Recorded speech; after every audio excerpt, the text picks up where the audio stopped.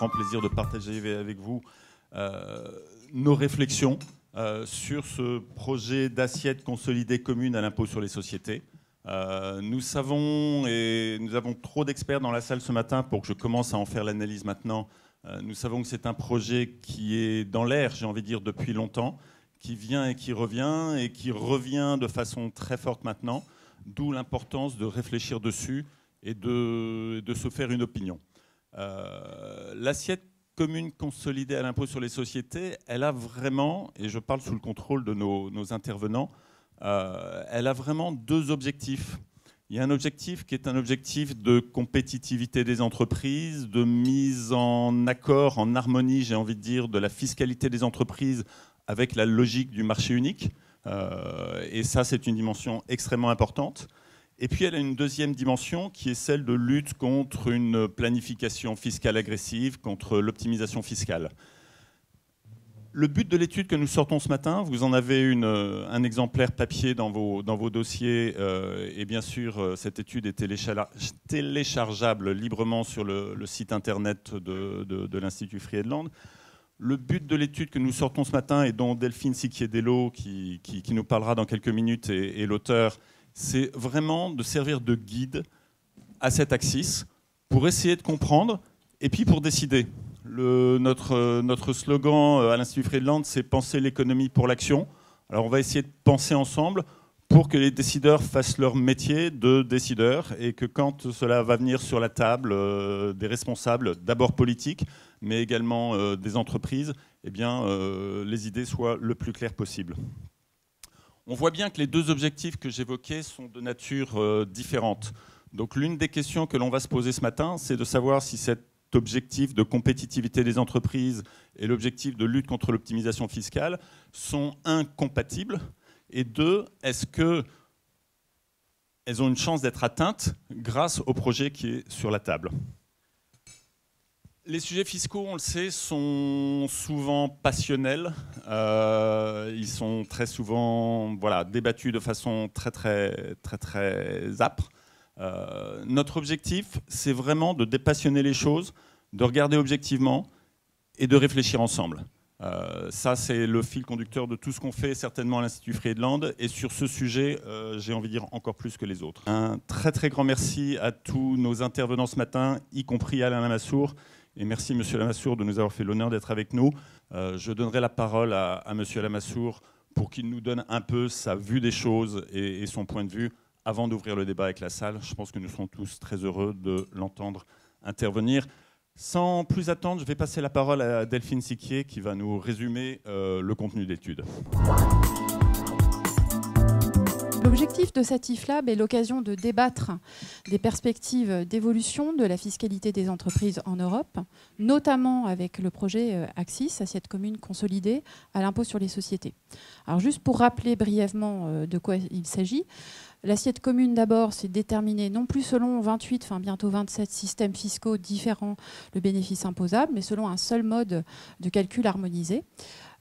Et consolider ensuite l'idée de permettre aux entreprises de compenser pertes et profits en Europe avec une seule déclaration fiscale à remplir pour l'ensemble des activités en Europe. Si le résultat consolidé est positif, il est ensuite réparti entre membres du groupe avec une clé de répartition composée de 3 facteurs, pondérés chacun d'un tiers, main-d'œuvre, chiffre d'affaires, immobilisation corporelle. Ensuite de ça, chaque État membre applique son taux national d'imposition sous respect du principe de subsidiarité. Alors, on l'a dit, ce sujet est loin d'être nouveau, et on trouve déjà, dès les années 60, les premières racines, les premières jeunesses de réflexion sur l'harmonisation des assiettes et des taux. Et en octobre 2001, les premières bases d'une réflexion portant sur l'AXIS avec une communication de la Commission sur le sujet pour aboutir en 2011 à une première proposition de directive qui, depuis, a été abandonnée faute d'unanimité entre États. Alors pourquoi aujourd'hui le sujet revient sur la table ? Depuis 2011, le contexte a changé. Le sujet de la lutte contre la fraude et l'évasion fiscale, depuis les affaires LuxLeaks, Panama Papers et toutes les amendes infligées à certaines multinationales, concentre toute l'attention de l'opinion publique. Et le débat autour de la notion d'une imposition équitable invite à s'interroger sur ce que devrait être un système fiscal plus juste, plus efficace, plus transparent en Europe. Et c'est dans ce contexte, et aussi pour faire écho aux travaux BEPS de l'OCDE qui ont marqué une forte avancée ces dernières années, que la Commission européenne a relancé et souhaité relancer l'ACCIS, la plaçant au cœur de son plan d'action et la présentant comme la solution globale au transfert de bénéfices. Donc, par rapport à 2011, on a un discours qui a quelque peu changé, puisqu'on s'inscrivait surtout en 2011. C'était vraiment présenté comme la possibilité d'avoir un allègement de charges administratives, un renforcement de sécurité juridique. Aujourd'hui, le discours est davantage ciblé sur ces enjeux d'évasion fiscale et d'optimisation fiscale. Donc, il y a tout juste un an, la Commission a déposé 2 nouvelles propositions de directives. Depuis, l'actualité a continué, c'était quelque peu accéléré ces dernières semaines, ces derniers mois, avec notamment l'annonce cet été par la France d'essayer d'avoir une position commune avec l'Allemagne sur le sujet d'ici la fin de l'année. Donc reprendre les travaux de convergence de 2011-2012 et de s'engager dans une coopération bilatérale sur ces sujets. Et puis aussi, tout plus fraîchement, dans le cadre du PLF 2018, avec l'annonce progressive de la baisse du taux de l'IS pour converger vers la moyenne européenne, 25% d'ici 2022. Donc c'est pour toutes ces raisons, et comme l'a dit Thierry tout à l'heure, que l'Institut Friedland a souhaité se saisir de ces enjeux qui nous semblent importants et qu'une étude a été publiée sur le sujet. Cette étude a pour objectif d'éclairer sur les grands enjeux en présence, sans avoir la prétention d'être exhaustive, ni dans l'esprit de certains articles plus techniques. Elle se fonde surtout sur des entretiens auprès d'institutionnels, d'experts, mais aussi et surtout d'entreprises de toute taille, de tout secteur d'activité, pour essayer justement d'avoir cette objectivité. Je remercie d'ailleurs certaines personnes ici présentes qui s'étaient pliées à l'exercice, ainsi que certains membres élus de la Chambre que j'avais pu rencontrer.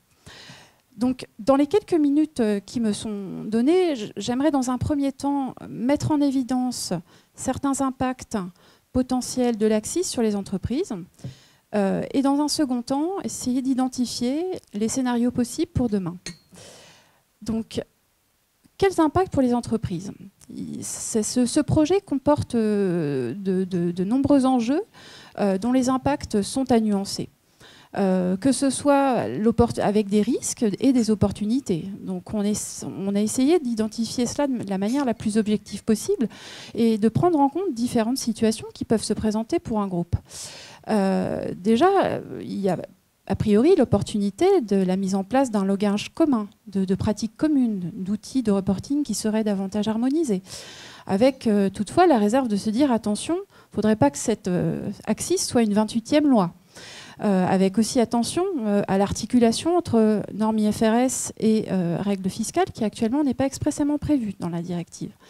Aussi, en matière d'impact sur les prix de transfert, je pense que Cyril Maucourt reviendra là-dessus, qui est à nuancer selon que l'entreprise opère ou non dans un pays tiers, puisque là, on ne règle les questions qu'à un niveau européen. Et que, on le sait, les frontières d'une entreprise ne sont pas forcément les frontières politiques. Également sur la clé de répartition et les manipulations possibles et son impact sur les stratégies d'implantation des groupes. Ou encore, et c'est sur ce point que j'aimerais particulièrement insister parce qu'il est nouveau, c'est sur le caractère optionnel versus obligatoire du projet ACCIS.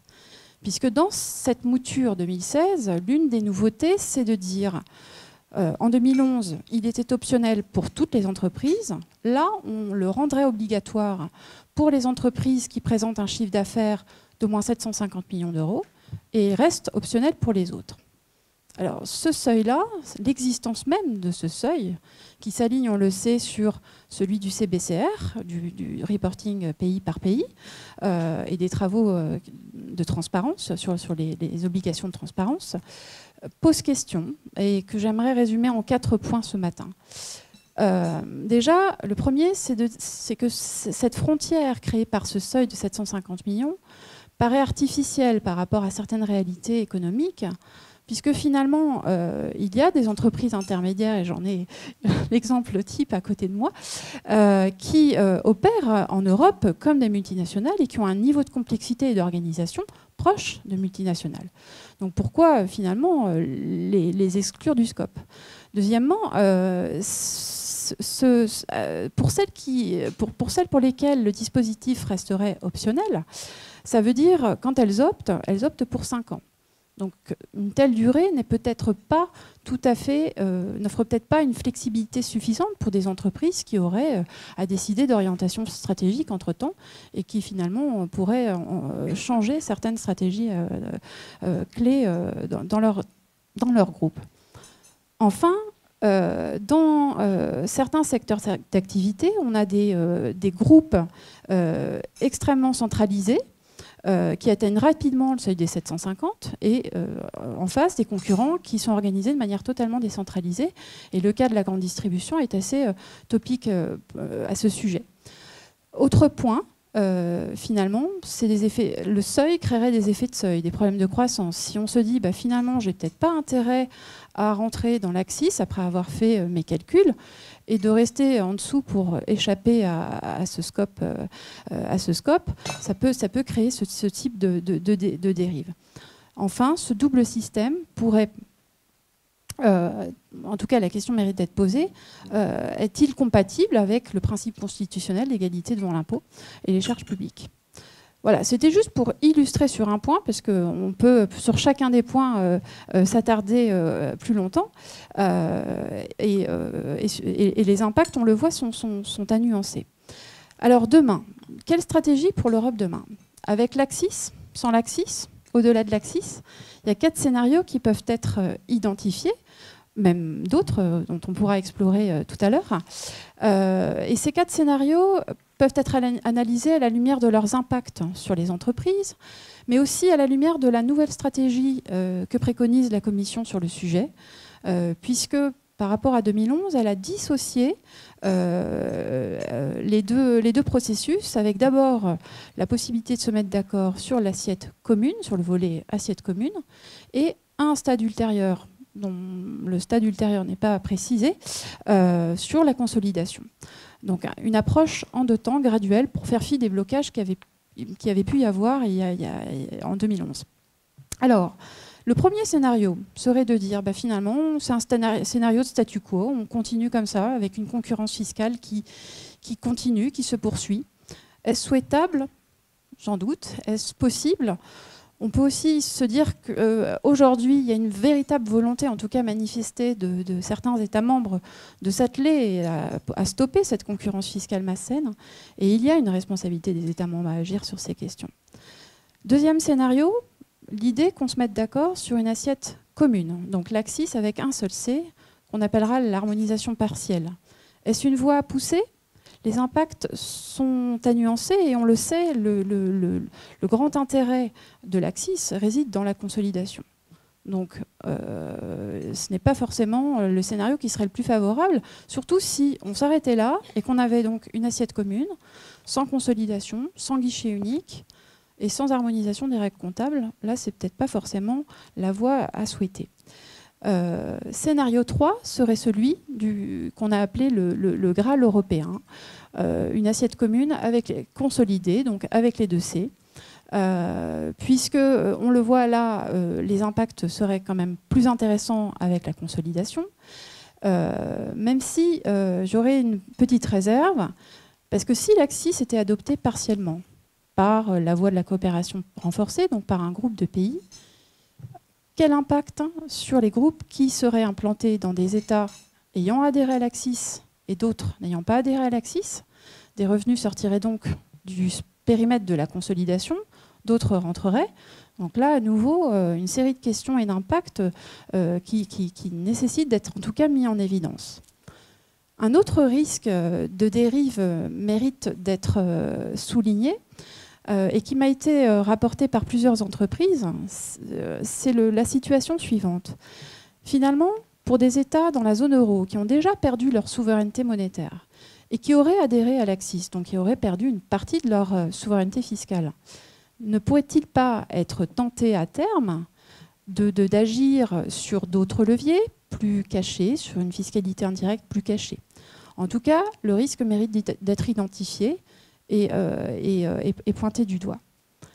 Alors, quatrième scénario, celui de la convergence fiscale ou de l'hétérogénéité minimale. Avant de l'aborder, je voudrais juste revenir sur ce qu'on entend par harmonisation. Quel sens on y met? Parce que finalement, derrière un système fiscal, il y a un niveau de taux de prélèvement obligatoire, il y a des dépenses publiques, il y a des ventilations de recettes. Il y a un projet de société derrière un système fiscal dont les ramifications et l'ampleur dépassent largement une simple assiette, un simple taux d'un seul impôt. Et l'IS, finalement, n'est que la pointe visible de l'iceberg fiscal, en tout cas pour la France, dont on sait qu'on est quand même marqué par une fiscalité sur les facteurs de production assez importante. Et je sais que Madame Ducoté pourra réagir sur ce point. Donc, la voie de la convergence pourrait être une sorte de voie intermédiaire qui permettrait d'articuler harmonisation et souplesse avec l'idée de faire converger l'IS vers des standards dominants, tels que ceux qui sont esquissés dans le projet Axis, mais avec aussi la nécessité d'articuler cette convergence avec des trajectoires pluriannuelles pour que les entreprises puissent justement avoir davantage de visibilité et de pouvoir coordonner et anticiper ces évolutions. Alors, l'avenir se situera peut-être dans les marges de ces scénarios, ou un autre scénario peut être identifié ce matin. Les scénarios peuvent se suivre, se croiser. En tous les cas, c'était une manière de poser les choses et d'en débattre. Alors, pour conclure mon propos, j'aimerais poser 4 questions dont on pourra débattre. C'est de se dire finalement, est-ce que l'Axis répond à ses objectifs, aux objectifs qu'elle s'est fixés, à savoir renforcer la compétitivité des entreprises, alléger certaines charges et lutter contre une forme d'optimisation fiscale agressive et d'évasion fiscale. En tout cas, on l'a vu, les impacts sont nuancés. Est-ce que l'Axis peut offrir un juste équilibre entre un besoin de transparence accrue des gouvernements et la protection de la compétitivité des entreprises? Également, le projet Axis, conçu dans ses grandes lignes il y a plus de 15 ans, est-il adapté aux réalités de l'économie numérique? Je sais que Paul Tang et Alain Lamassoure, ici présents, ont largement planché sur le sujet. Enfin, quelles autres voies à explorer? Le débat reste ouvert. Je vous remercie. C'est un grand plaisir pour moi d'être avec vous ce matin. Et je voudrais y joindre mes félicitations à Madame Siquier et à l'Institut Friedland pour cette fantastique plaquette sur l'Axis que je trouve vraiment intéressante à lire et que je partagerai volontiers avec mes étudiants comme lecture obligatoire si c'est permis. Alors, j'ai intitulé ce très bref exposé, et merci de me dire si je suis trop long, « Retour à un bon impôt ». Ça laisse entendre que dans le passé, l'impôt était bon. Et je voudrais prendre ça surtout comme point de référence. Le passé étant avant l'Europe, avant le grand marché, avant le numérique, avant etc., à une époque où les États, en quelque sorte, remplissaient leur devoir, qui était d'être l'agent de l'équité par excellence au niveau du pays. Et repartir des caractéristiques de la taxation des sociétés et des revenus du capital à l'époque comme point de départ de ce qu'on pourrait souhaiter pour le futur. L'idée étant qu'on pourrait attendre des documents européens, de la législation européenne, qu'elle fournissent un cadre qui, principe de subsidiarité oblige, permet aux différents États de dessiner leur propre fiscalité dans ce cadre-là, et l'Axis fournit une bonne base pour avancer. En quelques mots, qu'est-ce qu'un bon système fiscal? On va y revenir. Et puis, comment aujourd'hui rendre à nouveau le système fiscal bon? Donc, parler de la bonté du système fiscal, vous faites du caractère bon, je ne sais pas comment on devrait dire en français. Et voilà. Alors, avant le grand marché, qu'est-ce qui se passait? On pouvait dire qu'un bon système fiscal est un arbitrage, et c'est toujours valable, démocratiquement choisi entre les trois rôles de l'impôt, selon l'approche musgrévienne: efficacité, équité et incitance. Alors, il y a trois mots importants sur ce slide. Démocratiquement choisi. Ça veut dire un impôt qui maximise la satisfaction de l'électeur médian national, qui est une sorte de conjonction d'un volume de biens et services publics et de leur financement. Le deuxième mot que je mets en évidence, c'est le mot efficacité. Ça veut dire un système fiscal qui ne tord pas les prix, qui est neutre par rapport aux choix financiers, donc qui ne crée pas de distorsion en faveur du financement par emprunt ou du financement par émission d'actions principalement. Et le troisième mot, c'est équité. C'est un mot qu'on n'entend plus beaucoup à propos de l'impôt des sociétés et des revenus du capital, mais qui était très à la mode dans les années 70. Il ne modifie pas la progressivité de l'impôt. Et le design qu'on trouve dans les travaux de King ou de Stiglitz à l'époque des débuts des années 70, il y avait cette idée-là, le fiscal ne doit pas modifier la progressivité de l'impôt. Alors, quand on met ces points en évidence, on retombe sur quoi? On retombe sur des choses qui ont existé.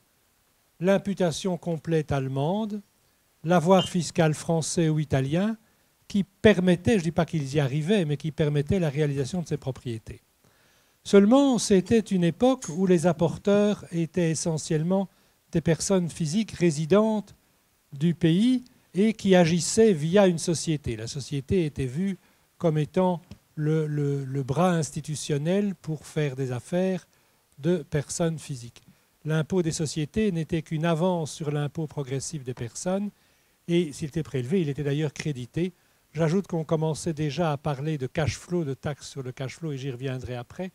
À l'époque, il y a eu une célèbre hearing de M. Martin Feldstein devant le Way and Means Committee aux États-Unis, dans lequel il disait la taxation du cash flow, ça veut dire la taxation dont on ne peut pas déduire les charges financières.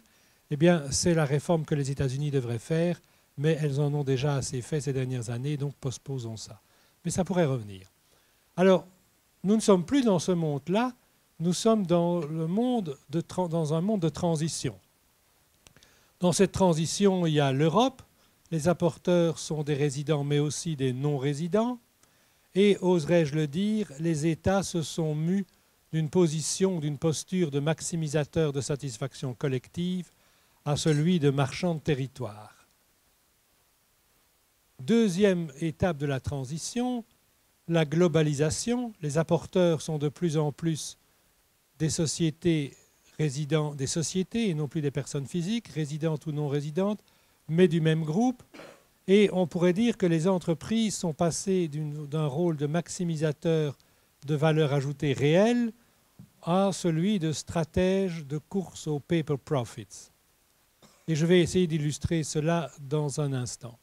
Dans ce contexte, la résidence fiscale d'une entreprise devient un mystère, et je vous renverrai volontiers à la lecture d'un excellent papier de Mihar Desai en 2009. Desai est un professeur à l'université Harvard, à la Business School, et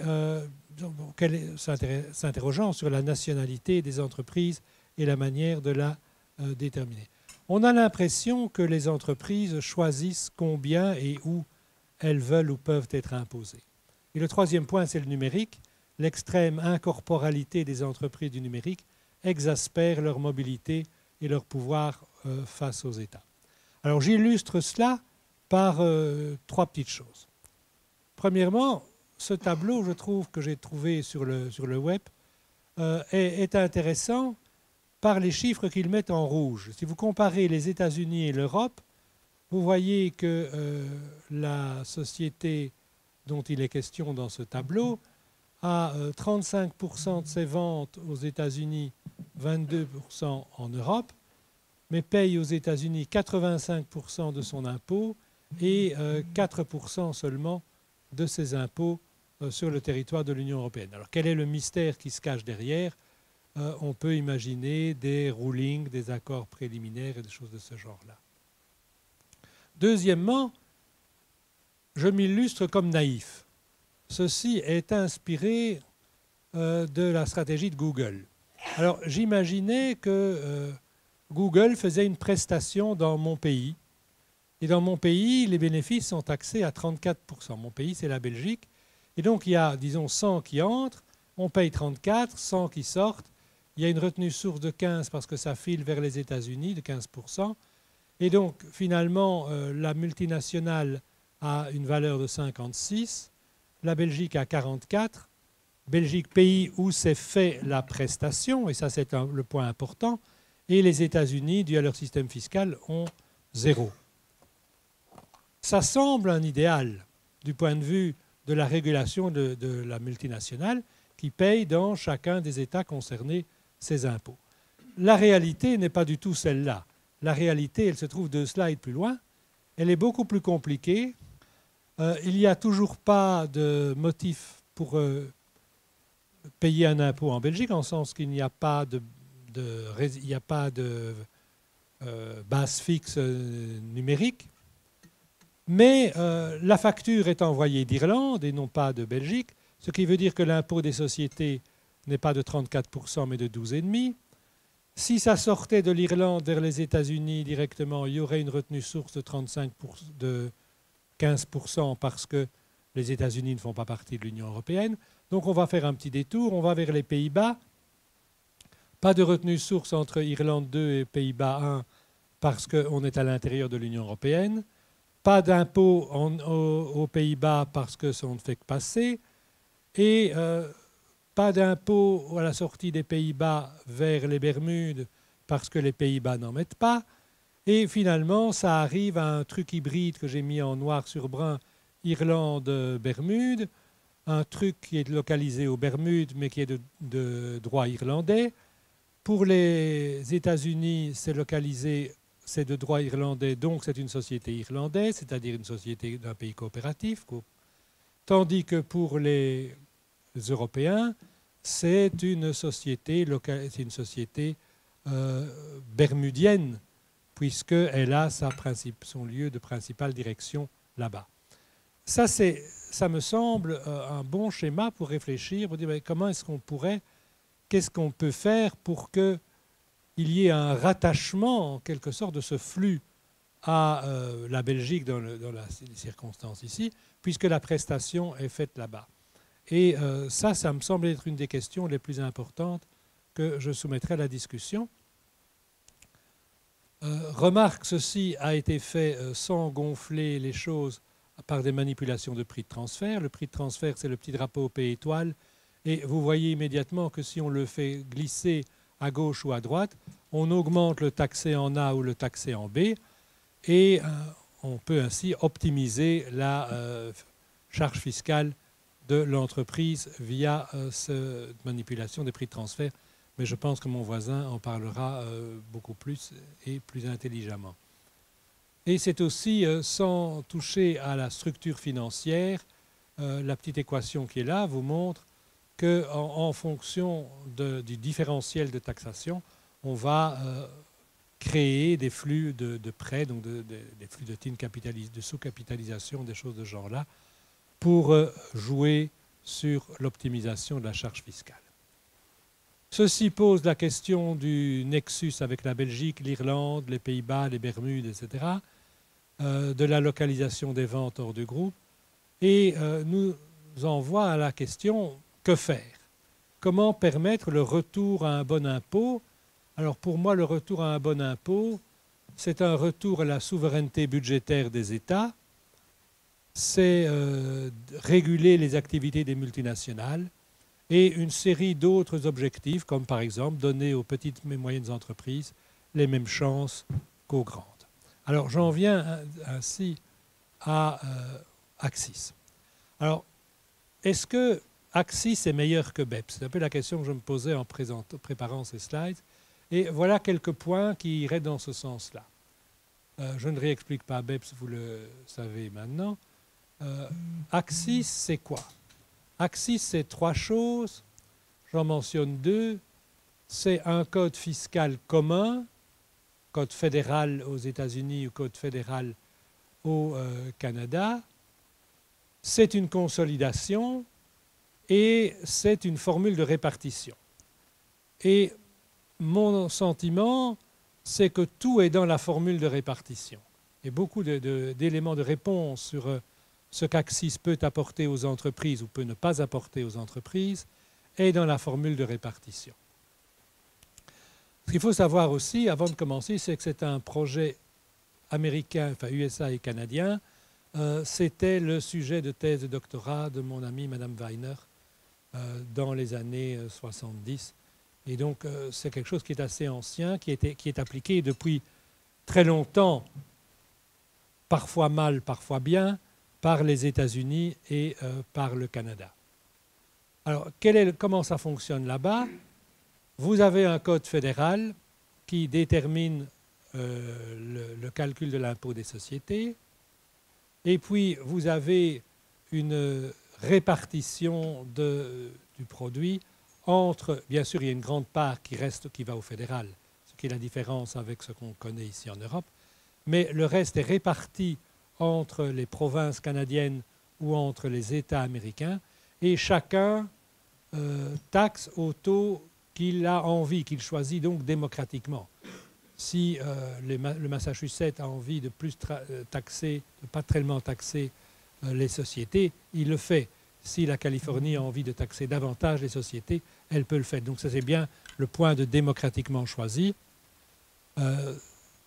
Là où c'est beaucoup moins efficace, c'est que la formule, le poids donné à chacun des éléments peut varier d'un État à l'autre, même si de plus en plus d'États américains ont choisi la localisation des ventes, et je vais y revenir.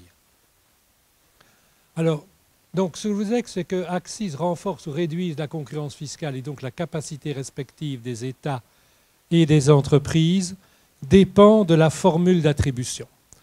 3 critères: les ventes selon le principe de destination, le coût du travail ou le nombre de travailleurs, les actifs corporels.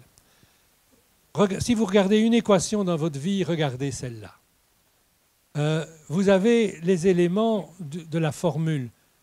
AS, c'est le poids donné aux ventes. S, c'est la première lettre du mot vente. L, c'est le poids donné au travail. L, c'est la première lettre du mot travail. Et K, c'est le poids donné au capital. SI de T sur S, c'est quoi? C'est la part des ventes de la société dans la juridiction I, dans le pays I, rapportée au total des ventes de la société. Idem pour le travail, idem pour le capital. Ce que j'imagine, c'est que les ventes dépendent de la fiscalité, que l'emploi dépend de la fiscalité, que le capital dépend de la fiscalité, notamment pour sa localisation. Mais cette dépendance de la fiscalité peut être très importante ou moyennement importante ou faiblement importante. Alors, la littérature nous montre bien que si un élément est relativement peu mobile, et le moins mobile des 3 éléments de la formule, c'est vraisemblablement les ventes, le chiffre d'affaires, parce qu'elles dépendent de la localisation de vos clients. Mais à ce moment-là, si vous voulez réduire la concurrence fiscale, mettez le poids sur les ventes. Ayez un AS qui se rapproche de 1 et laissez tomber, diminuer le AL et le AK. Alors ça c'est un message important. Et si on veut, avant de résumer, regardons encore un tout petit point. Est-ce que Axis est adoptable partiellement via un accord de coopération renforcée? Ma réponse serait clairement non, vu la libre circulation. Les revenus y restent mesurés, se faire taxer en dehors du périmètre. Et donc, il me semble obligatoire que tous les pays et toutes les entreprises en Union européenne soient soumises à Axis. En conclusion, Axis plutôt que BEPS, oui, à condition que ce soit obligatoire pour tous les États et toutes les multinationales, avec une formule privilégiant les ventes selon le principe de destination comme Nexus, et sans naïveté quant à la subsidiarité. J'avais assisté au début des années 2000 à un grand débat, une espèce de grande messe à la Commission européenne. Il y avait 300 chefs d'entreprise et académiques dans la salle, et à la fin, on a voté pour savoir quel système fiscal on voulait. Tout le monde aimait bien ce système Axis en disant « Oh, chaque État peut, on va respecter le principe de subsidiarité ». C'est complètement naïf parce que tous les chefs d'affaires ou les lobbyistes vont aller trouver les gouvernements et vont leur dire, écoutez, voilà le taux de taxation que vous nous proposez. Il est quand même un peu plus élevé qu'ailleurs. Actuellement, les gouvernements peuvent dire, le gouvernement de mon pays peut dire, mon taux de taxation est plus élevé, mais regardez, j'ai telle et telle et telle niche fiscale. Ça va disparaître. Donc ça va donner un pouvoir de négociation beaucoup plus important aux lobbies et aux entreprises, et ça va conduire à une harmonisation qui passera par les forces de négociation. Et donc finalement, sans naïveté, ça veut dire que les gouvernements seront peut-être encore plus dépendants des entreprises, du pouvoir des entreprises. Voilà un petit peu. Alors qu'est-ce qu'il y a comme alternative? Je ne vais pas en parler. Je ne vais pas parler de la lettre de M. le maire. Je ne vais pas parler simplement pour vous dire que ça mériterait quand même d'être examiné. Il y a une formule sur laquelle travaillent des anglo-saxons, qui sont mes amis Alan Auerbach et Mike Devereux notamment, sur le Destination Based Cash Flow Tax. C'est une taxe sur le cash flow, donc dans lequel aucun flux financier n'est déduit, distribuée selon le principe des vents, donc le AS est égal à l'unité, et c'est quelque chose qui est une alternative à Axis qui mériterait d'être sans doute étudié davantage. Voilà, je vous remercie, j'ai été trop long et je m'en excuse. Ma vision, ça va être surtout, je dirais, l'expression de l'expérience de ce que nous vivons dans une ETI française depuis longtemps, 170 ans, et maintenant internationale dans la mesure où nous avons 18 filiales hors de France et où nous avons 15 filiales en Europe. Et donc, aujourd'hui, une ETI comme la nôtre, qui est qui était leader en France sur son marché du dispositif médical d'origine textile et qui est en train d'essayer de conquérir d'autres marchés en Europe et puis des marchés aussi asiatiques et qui a fait 2 acquisitions. Nous avons fait 2 acquisitions dans les 2 ou 3 années qui viennent de s'écouler aux États-Unis, en Californie. Notre situation, je dirais, c'est de nous sentir vivement européens. C'est-à-dire que notre quotidien, c'est un quotidien européen. Mon chiffre d'affaires que je regarde tous les matins, je le regarde aussi bien en France qu'en Allemagne, en Suède ou en Italie. Et nous avons bien sûr cette monnaie qui est un outil formidable, je dirais, à l'expansion d'une entreprise comme la nôtre, de taille moyenne, et une entreprise que je veux décrire comme très intégrée, donc très industrielle, donc avec des actifs très matériels. Cette monnaie euro, je dirais, elle nous rend beaucoup de services. D'abord, elle nous permet effectivement de lire tous les jours notre chiffre d'affaires et puis de regarder nos performances à tout moment dans un langage qui est commun. Donc l'euro, c'est beaucoup plus qu'une monnaie, c'est un langage pour nous. Ça nous permet de travailler dans un même univers, je dirais, de compréhension de nos activités, de les comparer, etc. Ça facilite énormément la vie. Ensuite, cette Europe, c'est la libre circulation des biens et des personnes, qui est aussi un énorme avantage pour une entreprise comme la nôtre, parce que ça nous permet effectivement d'aller, de venir, de proposer à des collaborateurs d'aller travailler de ci, de là, de regarder de façon très, très sereine les flux. Nous avons en Europe 8 sites industriels. 8 sites industriels, ça veut dire des transferts de l'un à l'autre, ça veut dire des flux compliqués et avec, je dirais, une espèce de complexité grandissante chaque fois qu'on s'associe à une nouvelle filiale. Donc notre univers aujourd'hui, c'est l'Europe, et c'est une Europe qui a été beaucoup simplifiée et beaucoup, je dirais, stimulée par l'arrivée de l'Europe, de l'euro. En outre, l'Europe, pour nous, c'est un marché. C'est-à-dire que si nous voulons considérer dans le dispositif médical des poids importants des concurrents que sont les Américains ou les Asiatiques, eh bien, nous ne pouvons parler qu'en Europe. Je dirais une nation, un pays, France, n'est pas suffisant comme taille de marché pour pouvoir se comparer au grand poids économique des autres. Donc ça veut dire que l'Europe est aussi une unité de marché, même si les normes ne sont pas communes, même si la fiscalité est très diverse. Nous avons 15 filiales, nous avons pratiquement 15 3 modes de fiscalité différents, ce qui n'est pas facile à vivre, ce qui est même extrêmement compliqué. Et puis, bien sûr, cette Europe, elle également, elle n'a pas d'appareil politique qui permette d'être gouvernée comme une unité. Donc c'est vrai qu'on a l'impression d'être au milieu d'un gué, enfin d'être au milieu d'un chemin qui nous est très favorable pour ce qui a été déjà fait, mais qui nous est encore très défavorable pour le chemin qui reste à faire. Et avec des choses difficiles, vous avez souligné par exemple tout ce qui est prix de transfert est une chose extrêmement difficile, parce que effectivement le prix de transfert est une espèce de loi assez arbitraire qui voudrait penser que les marchés nationaux sont tous semblables. Or, c'est complètement faux. Donc, il y a des écueils qui restent très, très réels.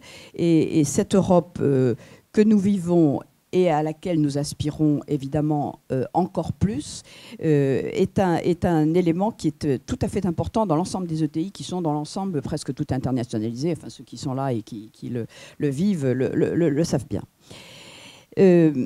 Donc, j'ai envie de dire, cet impôt, qui est cette homogénéisation d'un impôt, pour nous, c'est quelque chose qui est effectivement très important, parce que un impôt, pour moi, et je reviens au terme latin, je dirais l'étymologie, l'impôt, c'est ce qui est imposé, c'est impostum. Et donc, ça fait partie de la règle du jeu. L'impôt, c'est ce qui est la règle du jeu normale. Et quand on est plusieurs sur un même champ économique et qu'on a des règles du jeu différentes, et bien effectivement, ceux qui ont la règle du jeu la plus contraignante, et bien, ils sont défavorisés. Et donc, c'est la réalité de ce que nous vivons. Moi, mes 2 principaux concurrents sont des Allemands. Les 2 entreprises qui font le même métier que le mien et qui sont co-leaders avec nous en Europe sont des Allemands. Et donc, la règle de leur jeu à eux est très différente de la règle de notre jeu à nous, Français. Et donc, nous sommes sur un même terrain de foot avec des équipes qui n'ont pas la même règle du jeu. C'est pas très facile pour ceux qui ont des règles plus contraignantes. Alors, j'ai envie de dire, d'autre part, une entreprise comme la nôtre, qui est une entreprise très, très matérielle, je dirais, peut-être justement à l'inverse de certaines industries très immatérielles, elle est, cette entreprise, elle ne se fait jamais sur un projet fiscal. L'essentiel de notre entreprise, c'est un projet économique, c'est-à-dire c'est un projet de fabriquer de bons produits qui permettent de soigner de véritables patients qui en ont besoin. Donc, ça n'est jamais un projet fiscal. Mais malgré tout, évidemment, il faut que la construction fiscale de ce que nous faisons soit suffisamment pertinente pour que le profit puisse être réinvesti de façon efficace. Donc, je dirais, une entreprise comme la nôtre, elle a la priorité de son objectif, c'est d'avoir un projet économique qui tienne compte de la réalité des marchés auxquels elle a à faire face. Donc, ça n'est pas, je dirais, l'optimisation fiscale. Certes, nous devons la faire, mais elle n'est pas première, cette optimisation fiscale. Elle est seconde. Et donc c'est vrai que quand on est dans la situation à laquelle nous sommes, c'est-à-dire avec des ingénieurs, avec des concepteurs, des marketeurs, avec des usines, un grand nombre d'usines réparties de ci, de là dans le territoire, je dirais, nous ne sommes pas dans une mobilité qui nous fasse dire, tiens, allons tous là pour pouvoir faire mieux et fiscaliser un peu mieux l'ensemble que nous représentons, qui s'appelle un groupe consolidé, parce que nous consolidons. Je dirais, le projet économique, il est antérieur à ça. Et donc, effectivement, nous aspirons tous à avoir une règle fiscale qui soit commune, mais notre projet d'entreprise n'est pas un projet fiscal. Troisièmement, quand on parle de l'impôt sur les sociétés, qui est effectivement une des composantes de la fiscalité que nous vivons, j'ai envie de dire, il ne faut pas oublier à côté de ça 3 autres pavés de la fiscalité des entreprises. Parce qu'une entreprise, elle est soumise à 4 grands pavés fiscaux, bien sûr l'IS, et effectivement avec ces grandes disparités que nous connaissons. Elle est soumise à un impôt qui est souvent moins bien connu, qui sont la cascade des impôts sur la production. Et là, dans les impôts sur la production, nous avons de très grandes disparités d'un pays à l'autre, en particulier entre la France et l'Allemagne. Les impôts sur la production en France sont d'abord extrêmement nombreux. Nous avons plus de 202 impôts possibles sur la production, avec une multiplicité de petites niches fiscales, avec des impôts qui sont quelquefois parfaitement injustes. Par exemple, moi j'ai une usine à Saint-Étienne dans laquelle on nous impose sur les transports en commun, or nous n'avons pas de bus qui viennent jusqu'à chez nous. Bon, voilà, donc complique un petit peu la compréhension fiscale de cet impôt-là. Et cet impôt sur la production, en France, il est a priori, c'est-à-dire que dès que nous nous mettons à fabriquer un produit, ce produit, il est imposé, cette activité de la production est imposée. Si nous allons en Allemagne, nous avons bien sûr aussi des impôts sur la production, mais l'impôt sur la production en Allemagne, il est a posteriori, c'est-à-dire qu'il arrive après que l'entreprise ait gagné de l'argent. Donc on voit bien des distorsions importantes entre le modèle fiscal de la production française et le modèle fiscal de la production en Allemagne. Et ces éléments-là sont peu connus. Et au moment où nous parlons de l'homogénéité, qui est véritablement une chose importante, je crois qu'il faut voir les autres briques de disparité fiscale entre des ETI, je dirais un Mittelstand français, et des ETI allemandes, qui sont un Mittelstand allemand très, très bien connu et infiniment célèbre et utile en Allemagne. Donc ça, c'est le second pavé, c'est les impôts sur la production. Troisième pavé en France, c'est les impôts sur la détention des parts d'actions. Et là, on est en pleine mutation en France, avec toutes les annonces qui sont faites aujourd'hui par le gouvernement.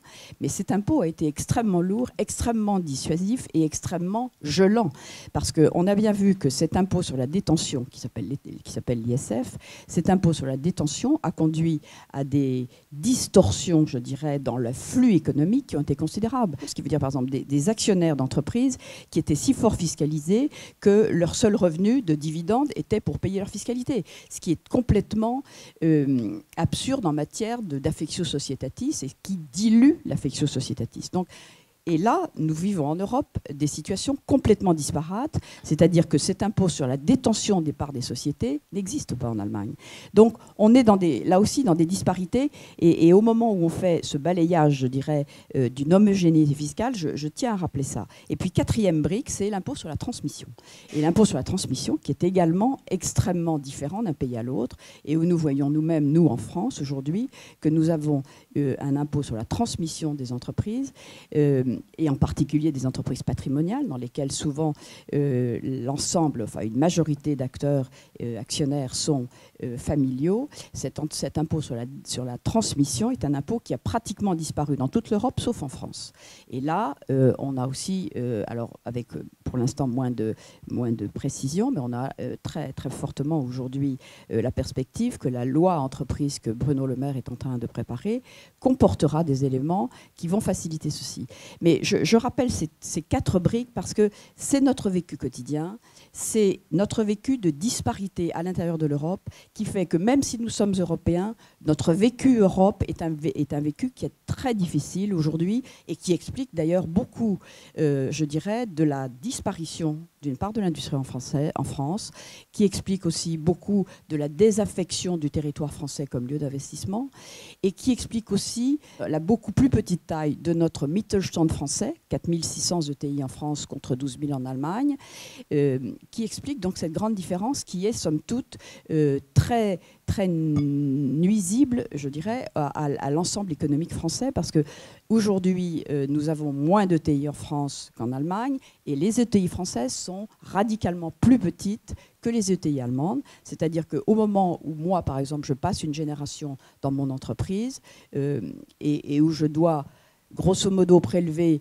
11% de la valeur de l'entreprise pour avoir simplement le droit de la transmettre, donc simplement le droit de durer, mon concurrent allemand, dans la même situation, ne dépense pas un euro pour avoir le droit de durer et de se transmettre. Donc ça veut dire que sur des périodes longues comme celles que nous venons de vivre, qui sont des périodes de 25 ou 30 ans, ce n'est pas une question de quelques années qui viennent de s'écouler, c'est une question de longue période dans laquelle tous ces éléments-là n'ont pas été pris en compte. Je dirais, tout ceci explique la faiblesse du Mittelstand français en face du Mittelstand allemand. Alors tout ça est récupérable, mais effectivement, il est temps de se poser les problèmes, et c'est pour ça que je reviens vers vous, il est temps de se poser les problèmes d'une cohérence fiscale européenne qui nous mettrait tous sur des pieds, je dirais, d'égalité. Hein.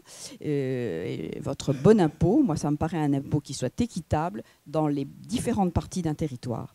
Parce que si on ne le faisait pas, Et je terminais là-dessus. Si on ne le faisait pas, je dirais, on courrait un risque industriel majeur, qui malheureusement déjà d'ailleurs a été vécu, à un moment même où d'ailleurs on voit bien le ministre de l'économie se pencher vraiment avec le lancement de la French Fab, qui est un lancement réussi, avec un retour de l'intérêt pour l'industrie, et d'une industrie qui n'est pas l'industrie d'hier, qui est l'industrie de demain, c'est-à-dire une industrie du long terme, numérisée, avec des investissements absolument indispensables que nous devons faire tous pour numériser nos entreprises, les automatiser, leur donner une chance sur justement des produits nouveaux, des services nouveaux apportés en ce qui nous concerne aux patients. Donc nous sommes à un moment où l'industrie va avoir besoin de moyens considérables, et donc il faut fortement, je dirais, à un moment où on voit bien le ministère se pencher sur ces sujets-là, il faut fortement je dirais, réduire cette fiscalité ou lui donner un caractère qui permette que le véritable fléchage des résultats des entreprises soit vers cette transformation industrielle. Également, je dirais, bien sûr, sur l'innovation, encore qu'en France, on est, là aussi, je rentre dans un autre carré d'impôt, mais là, une exemption qui est très bienvenue, qui est le CIRR, qui est un formidable outil d'innovation en France. En se disant d'ailleurs que les entreprises, enfin les ETI en France, qui sont la plupart d'entre elles industrielles, ont quand même, indépendamment de toute cette disparité fiscale, ont une vraie fidélité à leur territoire. C'est-à-dire qu'il y a beaucoup d'entreprises qui ont, par loyauté et par fidélité à leur territoire, maintenu leur industrie en France, et que cette industrie est beaucoup moins volatile que effectivement toutes ces entreprises très immatérielles qui, elles, peuvent changer, pour lesquelles les frontières, c'est pas grand-chose. Ça peut être un déménagement d'un siège social, et ça n'est pas grand-chose. Nous ne pouvons pas, nous sommes dans l'industrie, nous sommes dans le matériel, et donc la volatilité et je dirais la mobilité n'est tout de même pas énorme. Et en outre, nous sommes tous très impliqués dans nos territoires, et donc nous avons une obligation morale de maintien dans nos territoires. Voilà. Et donc, le sujet que vous abordez aujourd'hui, pour nous, est un sujet absolument essentiel. Et c'est, je dirais, vraiment au cœur de nos préoccupations, à nous, dirigeants d'entreprise, en particulier dirigeants d'entreprises taille intermédiaire.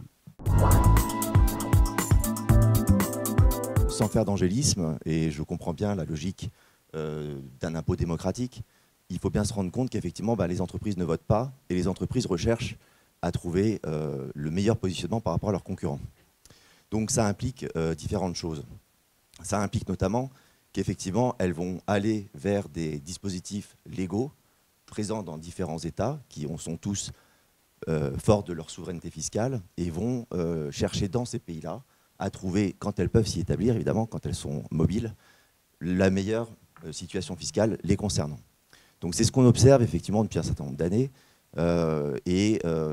Depuis 2011, on se pose la question, comment peut-on faire pour assurer un système qui soit plus équitable, dans lequel on puisse régler cette situation de concurrence potentiellement déloyale entre États, puisqu'en fait c'est ce dont on parle, la concurrence fiscale, elle provient des États principalement, elle ne provient pas des entreprises, et elle est utilisée par les entreprises à qui on va demander aujourd'hui d'être de bons citoyens, d'être équitables et de se positionner dans un environnement qui n'est pas le leur, puisqu'elle, encore une fois, recherche du profit.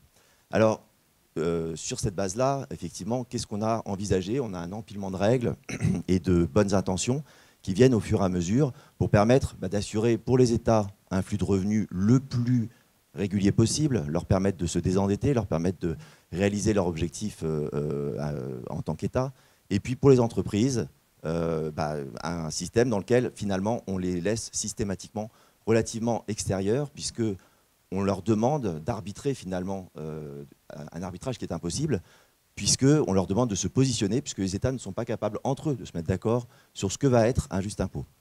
Alors, je vais juste venir sur pourquoi, pour moi, en tout cas, l'Axis me semble être une très très belle idée, quelque chose de très bien, mais que je pense qu'on n'est peut-être pas sur un sujet qui est mobile et qui justement a évolué avec le changement économique et le changement de la globalisation en cours, et où en fait on est peut-être encore dans un raisonnement des années 60, 70 comme on l'a dit, et peut-être pas encore au fait des enjeux.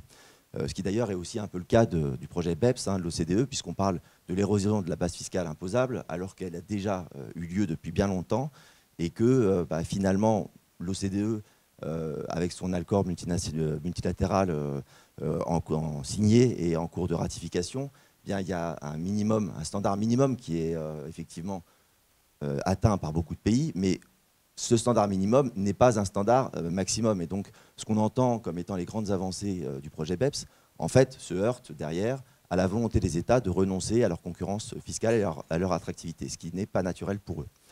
Donc, moi, il y a un premier point que je vois dans cet empilement de normes et sur lequel je veux intervenir, c'est le fameux country by country reporting. Donc, dans le cadre du projet BEPS, on a dit, et la France a déjà adopté la législation, on a dit que les grandes entreprises de 750 millions d'euros de chiffre d'affaires, donc on est effectivement sur cette même notion de chiffre d'affaires qu'on retrouve dans le projet Axis, vont devoir soumettre un dossier complet, pays par pays, donc la société mère ou une autre société du groupe qui aurait l'obligation va soumettre cette information pour permettre derrière à l'ensemble des administrations fiscales d'obtenir son propre dossier avec les informations et pouvoir comparer la situation. Donc on a créé au travers de ce country by country reporting l'idée que finalement ça mettrait un terme à une forme de concurrence fiscale puisque les administrations fiscales vont pouvoir voir dans quelle mesure leur voisin allemand finalement est bien mieux traité par le régime des prix de transfert que la France, peut-être pour des raisons qui relèvent des taux d'imposition. Alors on ne va pas aller jusqu'à l'Irlande, jusqu'à des pays qui ont effectivement des taux d'imposition bien moins importants. Alors il y a un problème pour moi qui est important, c'est de voir qu'effectivement dans le contenu aujourd'hui du CBCR, on a toutes les informations qui sont pertinentes pour permettre d'appliquer une forme de formule, comme on l'a vu, donc la fameuse équation merveilleuse, qui permet de savoir où est-ce qu'on va devoir positionner les choses. Donc ça veut dire qu'on va avoir pendant une période de temps des administrations fiscales, par exemple l'administration fiscale française, qui peut-être le fait déjà, qui vont avoir tendance à se dire finalement, est-ce que je ne devrais pas appliquer cette fameuse formule, dont on ne sait pas encore ce qu'elle sera, mais avec ces trois principaux critères, et puis finalement écraser la notion commune qui est celle des prix de transfert, donc du principe de prix de pleine concurrence, alors qui est un principe qui nous a été communiqué par les Américains principalement, sortis de la guerre. Et donc, est-ce qu'on n'a pas cet intérêt, nous, en tant qu'administration fiscale, de se dire finalement, on va regarder, on va se demander si les choses sont justes ou injustes, on va appliquer cette règle, et puis on en tirera des conclusions. Ça veut dire qu'on va aller vers les entreprises, demander une base imposable plus importante, non pas sur des critères qui sont les critères actuels, mais sur la base de critères qui sont des critères non encore établis, mais qui reflètent cette idée de justesse.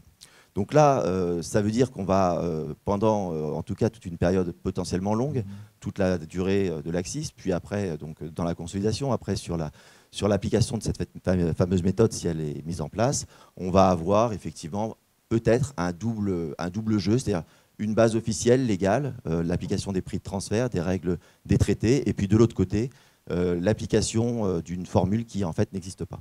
Voilà, donc ça c'est pour dire qu'effectivement, là, on se trouve dans une logique de conflictualité, puisque le contribuable, lui, à partir du moment où sa politique de prix de transfert est juste et qu'il peut justifier sur la base de la règle du jeu que ce qu'il fait est conforme, va se retrouver pris avec des discussions qui ne seront absolument pas dans la règle du jeu actuelle. Donc, prise en otage, entre guillemets, du groupe et conflit potentiel, puisque une imposition en France, évidemment, c'est bien.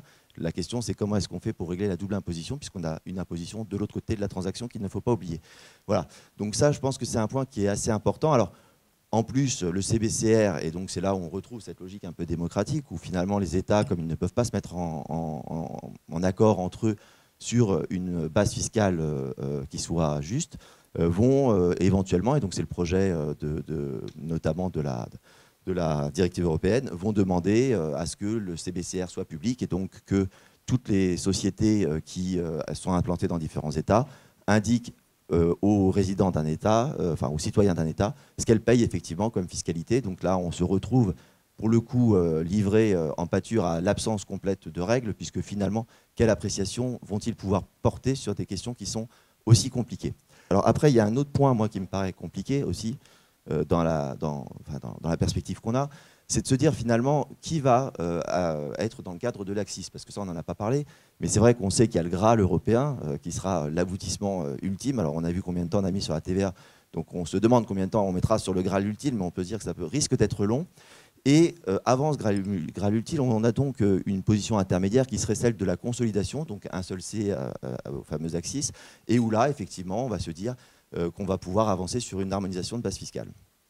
Alors, le point qui est important, c'est celui de se dire, finalement, on va avoir des États, naturellement, qui vont pouvoir se mettre en route en commun. On a parlé de la France, on a parlé de l'Allemagne.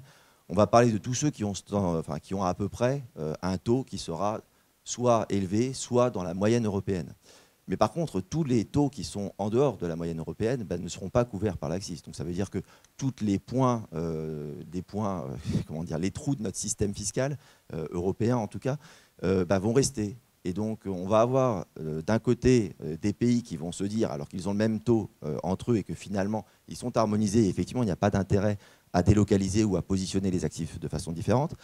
On va raisonner avec le reste des pays européens qui seront en dehors de l'Axis sur des règles de prix de transfert, et où là, évidemment, on va maintenir exactement la même situation, puisque les règles de prix de transfert qui s'appliqueront, par exemple, entre un pays hollandais qu'on a dit tout à l'heure, ou une non-resident Irish pour les situations de Google et consorts, ne sera pas en fait traité par le système d'Axis. Donc ce qu'ils percevront par le biais des prix de transfert en moins de la base commune qui sera effectivement à répartir entre les pays, ces montants-là resteront en moins, et donc il n'y a pas vraiment, on ne voit pas tellement quelle efficacité économique on va pouvoir poursuivre. Ça c'est un premier point. Donc cette articulation prix de transfert Axis est problématique. Donc soit on est effectivement, comme c'est le cas aux États-Unis, sur un territoire qui est harmonieux, commun, dans lequel tous les partenaires sont partie prenante, et dans ces cas-là, effectivement, pourquoi ne pas appliquer la même, puisque l'Axis n'est rien d'autre que ce qui se pratique entre les États américains, la même chose que ce qu'il y a aux États-Unis, ça fait du sens. Mais si on maintient des trous partout, on arrivera a priori à un résultat qui sera le même.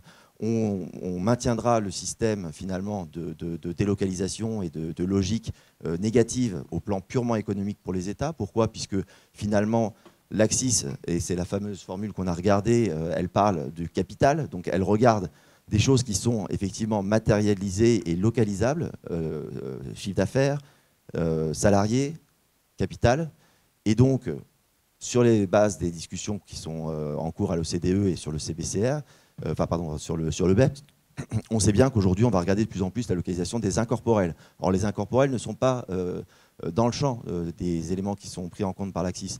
Donc, on voit que les États, les sociétés auront deux jeux. Le premier, ça sera de jouer, évidemment, sur l'application de la règle. Et donc, je suis d'accord sur l'idée de dire que là où il y a les ventes, c'est peut-être là où il faut quand même localiser le plus.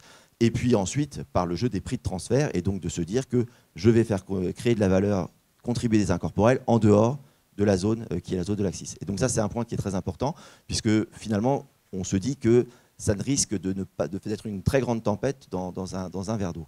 Alors, de là, pour être rapide et finir, finalement, de quoi est-ce qu'on parle ? On parle d'un impôt, comme vous le disiez très justement, Madame Ducotet, d'un impôt qui est l'IS et qui est un seul élément d'imposition, qui finalement est un contributeur relativement faible au budget de l'État, si on regarde. Ce qu'on a aujourd'hui comme difficulté, c'est qu'on se rend compte que la taxation au pays d'origine, puisque c'est ça le principe de la souveraineté des États, devrait être le principe applicable, chose qui justement a été un peu mise à mal avec les conventions fiscales et notamment les principes de prix de transfert.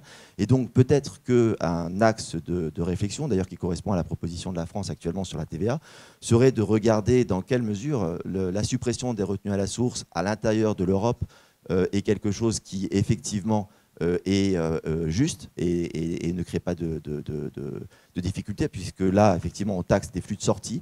Et donc là, sur les intérêts, redevances et dividendes, on parle de flux de sortie. On a aujourd'hui des trous qui sont très largement utilisés dans les plannings fiscaux des groupes, notamment américains. Et puis, on a également un impôt qui relève du génie fiscal français à l'origine, qui est la TVA, et qui présente l'avantage d'aller taxer des revenus là où ils sont générés.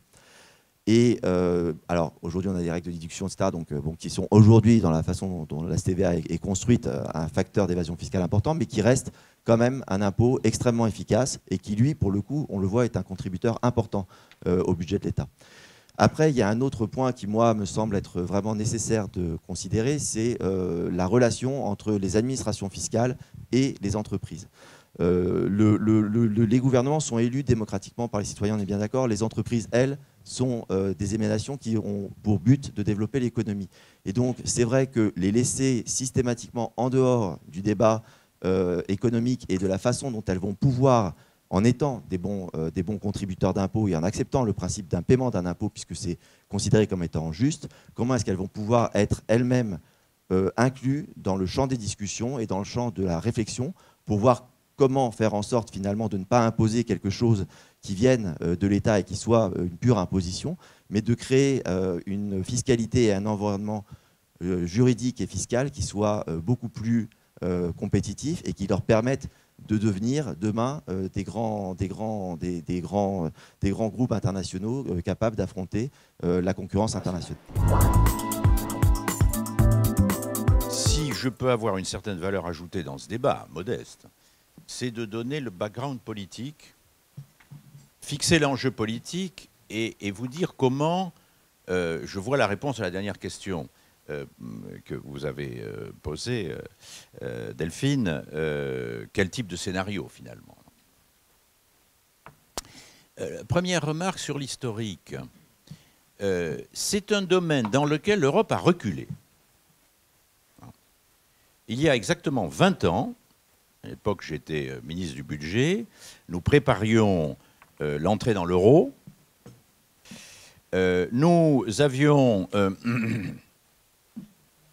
Nous essayions de réfléchir à l'époque sur, une fois que nous aurons supprimé cet élément de distorsion entre nos pays, de distorsion de concurrence entre nos pays, qui est de l'existence de politiques monétaires différentes, de monnaies différentes, qui permettaient par exemple à l'Italie de laisser s'effondrer la lire pour redevenir artificiellement compétitive. Une fois qu'on aura supprimé ça, avec une monnaie commune, politique monétaire commune, qu'est-ce qui, dans nos politiques nationales, continuera de remettre en cause les conditions d'égale concurrence? Et naturellement, on était tombé sur l'imposition des entreprises, que nous appelons en France l'imposition des sociétés. Et à ce moment-là, il y avait l'unanimité d'entre nous, les ministres des Finances de l'époque, y compris les Britanniques, qui n'entraient pas dans l'euro, pour parvenir à une harmonisation de la définition du bénéfice imposable dans les 15 pays de l'époque. Et on avait constitué 2 groupes de travail, un groupe politique présidé par Mme Primarolo, qui en dépit de son nom italien était la secrétaire d'État au budget de Tony Blair, et un groupe administratif qui rassemblait les directeurs de la législation fiscale de nos 15 pays pour parvenir à ce qu'on appelle aujourd'hui AXIS. Et ça paraissait évident à tout le monde. Sauf que c'est pas ça qui s'est produit, parce qu'entre-temps, l'entrée dans l'euro s'est passée trop bien, dans une période de haute conjoncture économique, très facilement, et du coup, il a été très facile, le temps passant, les gouvernements changeant, aux administrations fiscales nationales qui ne veulent évidemment entendre parler à aucun prix d'un abandon d'un système national au profit d'un système européen ou d'ailleurs OCDE et international, de reprendre la main, de veiller à ce que tout ça s'enlise, et l'idée a été abandonnée.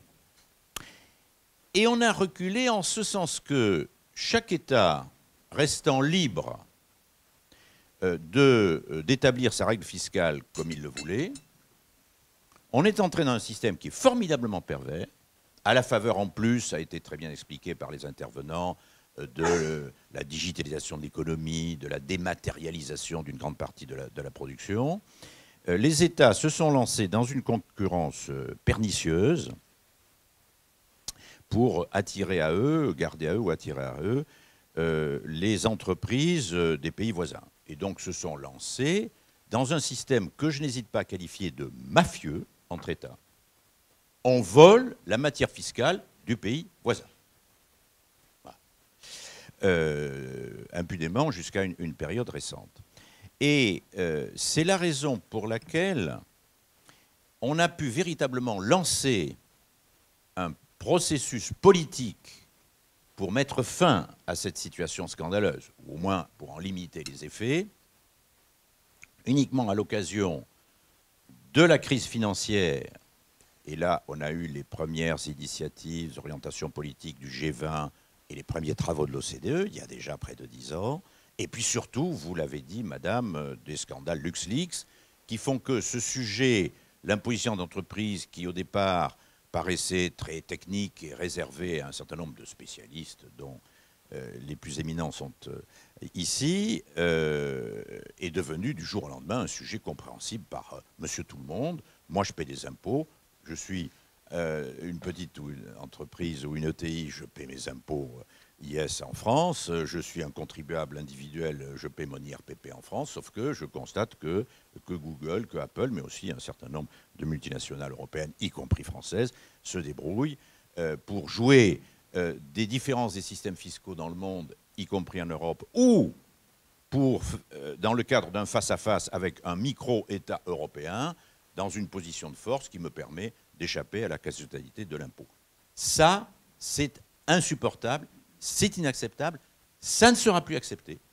Et donc, tout d'un coup, une nouvelle impulsion politique extraordinairement forte, engagée par les médias avec la révélation de scandales tels que LuxLeaks, mais reprise par les opinions publiques, qui fait que, en bonne coopération, la Commission européenne, avec à la fois côté Commission le volet fiscal que dirige notre compatriote Pierre Moscovici, et le très important et très efficace volet concurrence avec la très remarquable Margrethe Vestager qui tire au canon de marine sur un certain nombre de pays membres de l'Union européenne qui ont facilité abusivement la vie fiscale, si je puis dire, de certaines multinationales.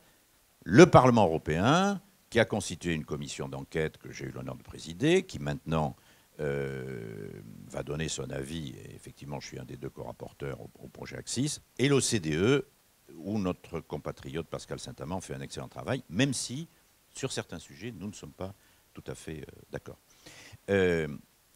Donc, c'est par le biais de la lutte contre l'évasion fiscale et contre la concurrence fiscale scandaleuse que se font les pays. Je suis d'accord avec l'analyse qui a été faite tout à l'heure, disant la concurrence fiscale, apparemment, c'est les entreprises, mais en réalité, le point de départ, c'est les pays, et notamment au sein de l'Union européenne. Et c'est inacceptable dans la famille européenne. Alors qu'ensuite, les entreprises essaient d'en profiter, je dirais c'est la moindre des choses. C'est par ce biais que l'on a repris le problème de la définition commune du bénéfice imposable dans l'Union européenne. C'est grâce à cette pression populaire que nous y arriverons, mais ne perdons pas de vue le tout premier objectif d'il y a 20 ans qui demeure, et là, Madame Ducoté l'a très bien dit, nous sommes en Europe dans un seul marché européen, nous avons une même monnaie, et vous avez une très belle formule, un même langage, nous devons évidemment avoir la même imposition des bénéfices.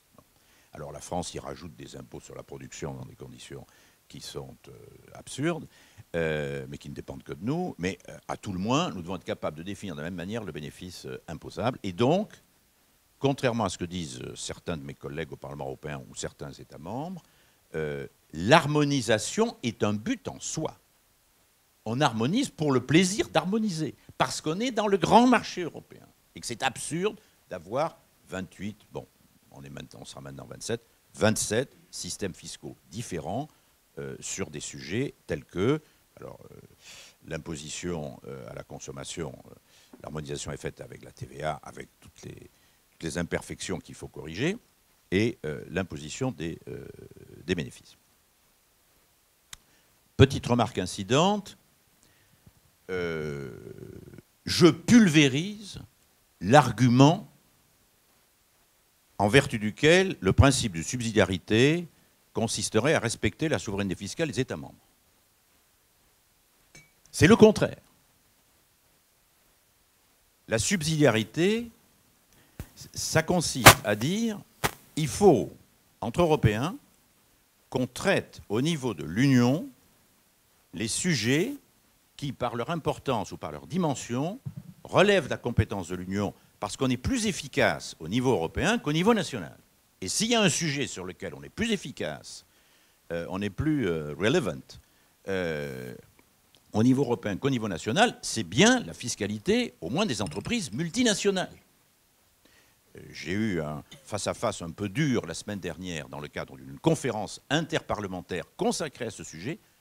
Nous travaillons avec les parlements nationaux, nous associons les parlements nationaux, puisqu'à la fin des fins, c'est eux qui auront le dernier mot. Ils ont en effet la souveraineté fiscale.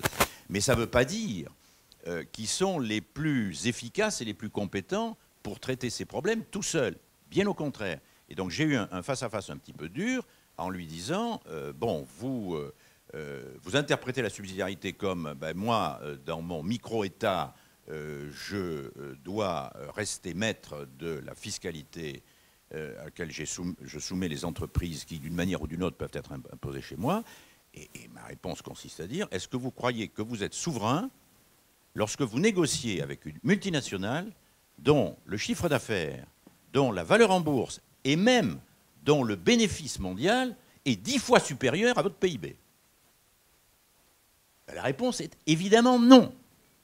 Évidemment non. Et donc si le politique veut reprendre son véritable pouvoir, le mot souveraineté, je le laisse aux souverainistes, je ne sais pas ce que ça veut dire, mais veut reprendre ce véritable pouvoir face à des puissances telles que des normes multinationales, évidemment, c'est au niveau européen qu'il faut agir. Par rapport au projet Axis, comme certains d'entre vous ont pu le voir, et j'ai travaillé avec un certain nombre d'entre vous, et je continuerai à le faire, je vois notamment en face de moi M. de la Sens, qui est un de nos interlocuteurs réguliers, qui nous aide beaucoup à apporter de la valeur ajoutée au débat.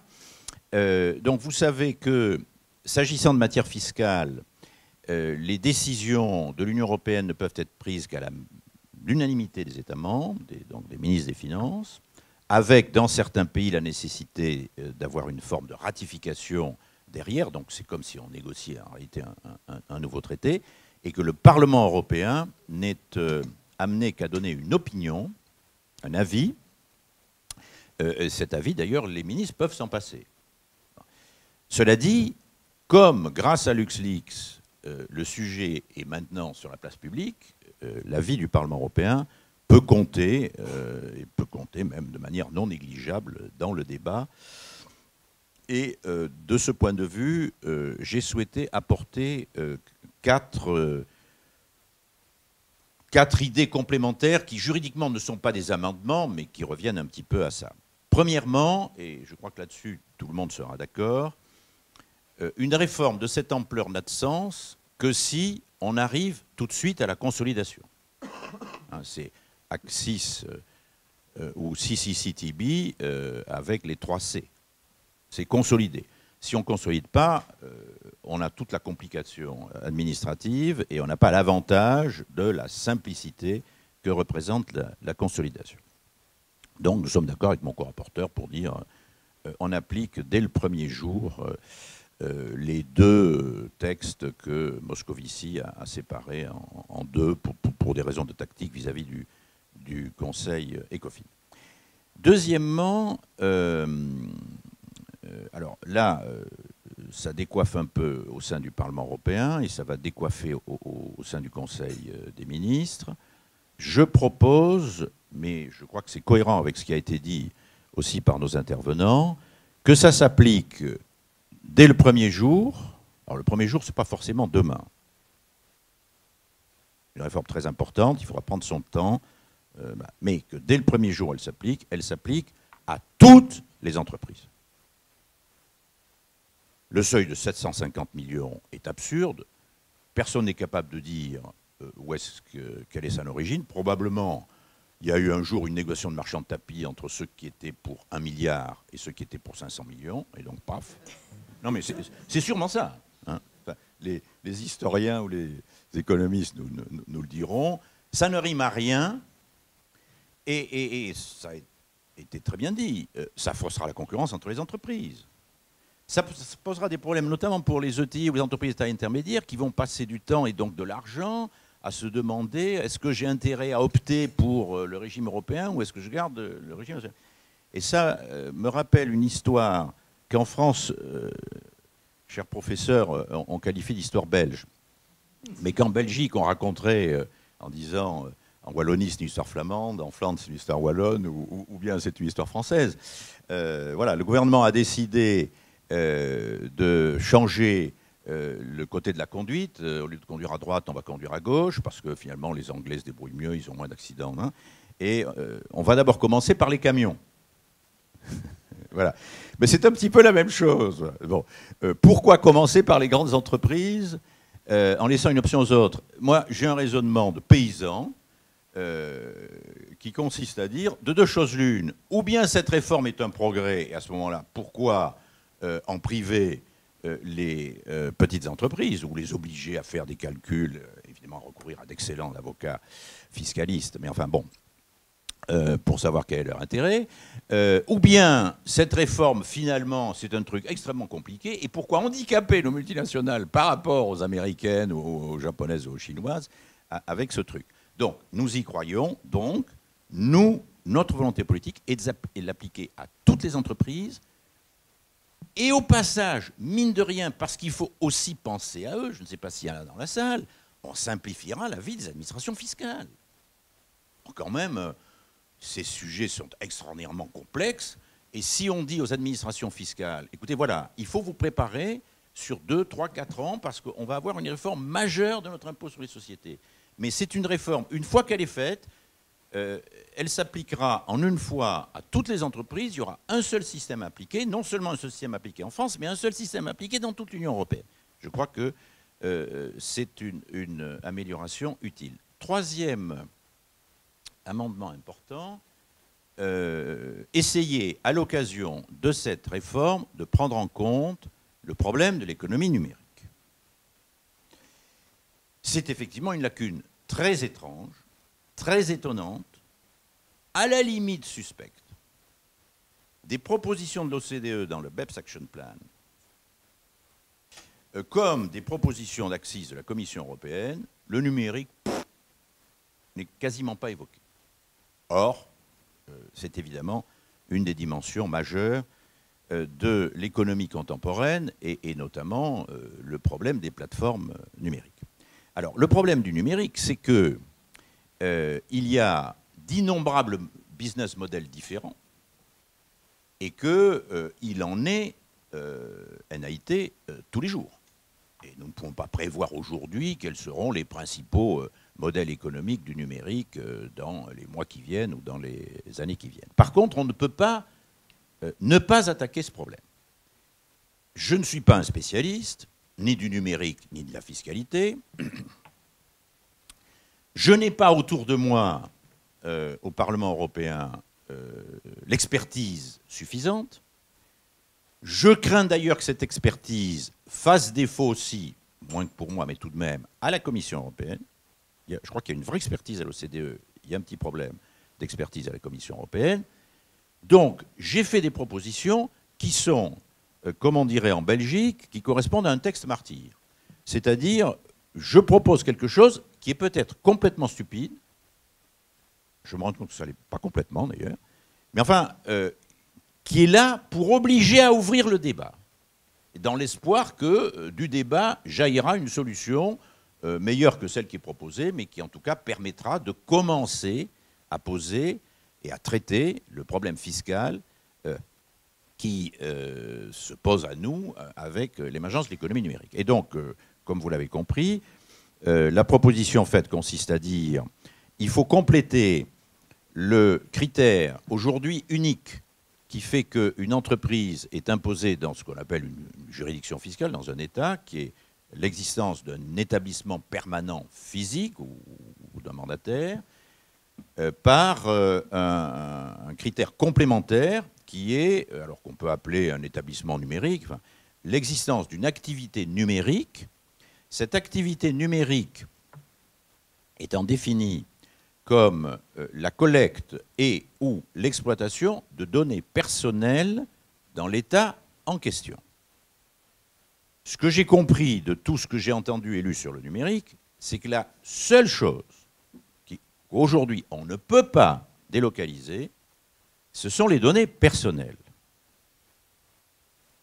Le lieu où on les exploite peut peut être n'importe où, ça peut être n'importe quel cloud, ça peut être n'importe quel paradis fiscal, ça peut être sur la planète Mars. Mais je prends l'exemple de Facebook.